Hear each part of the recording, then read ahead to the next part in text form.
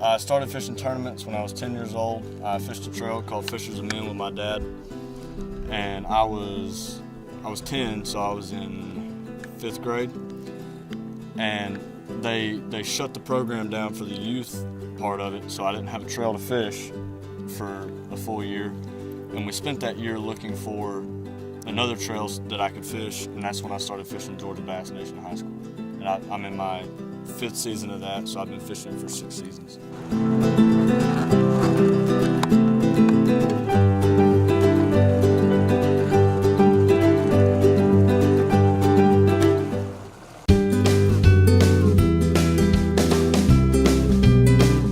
So there's so many different types of rods and reels, and we have so many of those different types because there's different types of baits, and different kinds of baits require a different action rod or a different speed reel or a different kind of line. Like this right here with this, because that blade right there is going side to side in the water. You might be able to see it in the water. Vibrate in the water. You want that rod tip to kind of be soft, and you want that rod to bend pretty good.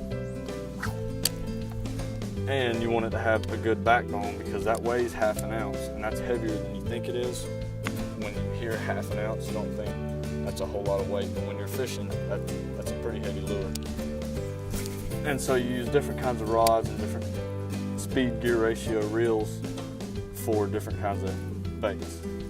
So we always have at least 30 rods and reels with something tied on, and some of them may be like a backup. Like for the drop shot, you may have 2 more drop shots in the box, because if that's what they're really eating, you don't want to have to take time and retie it. But if you use heavier line with something like this is 20-pound fluorocarbon on a moderately heavy rod, you don't have to retie as much if you get stuck. Because with the heavier line, you can get stuff unstuck a whole lot easier.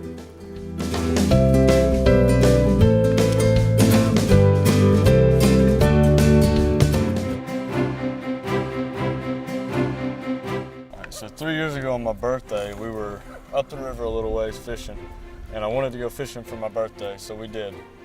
And it was a little bit early, and I'd caught a fish, and I grabbed it by the belly, and I still had the bait up in its mouth, and it flopped one time, and I dropped the fish, but the hook got right in my middle finger, and the fish was still on the other hook, flopping around.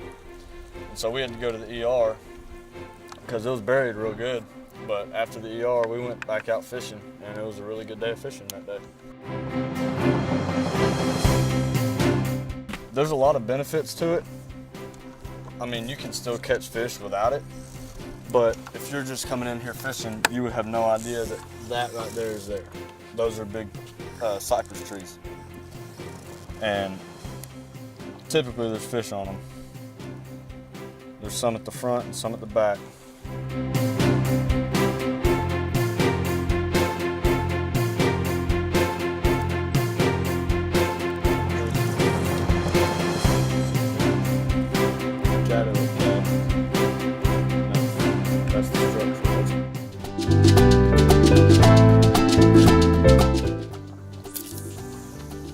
To separate myself from the rest of the field and make myself as good as possible to perform at my top level as a professional, hopefully. I'm getting out on the water as much as I can. I try to every day. I don't always get out there every day, but the more you're out there, the better. And I feel like I'm getting better because of that. And I've been approaching sponsorships and pro staff companies that will give me discounts. And I can, later on, if I become a professional, I can receive actual checks from them. And I've been pretty successful in doing that, and because of that, I get media exposures through those companies. And I feel like most kids my age are not doing that as much as they could and should be.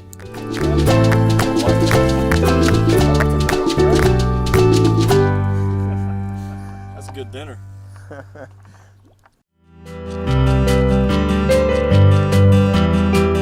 I'm going to answer that backwards because a college education will help me further my goal as a professional fisherman, because I will be able to learn how to market myself as a business better and manage that business individually. Because starting out, obviously I'm not gonna have a bunch of money just to give away and say spend on some sort of business marketer.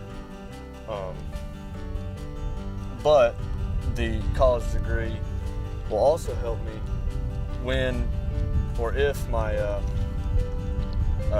my fishing career as a professional ends. I can become an asset to the sport as an individual, say marketing, field testing.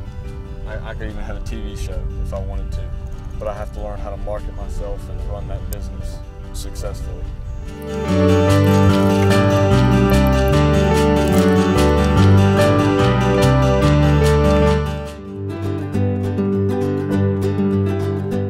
When I graduate in 2020, I would like to see myself fish through college, and after college I would like to hopefully fish professionally, and if that doesn't work out, I would like to get a good job in the fishing industry.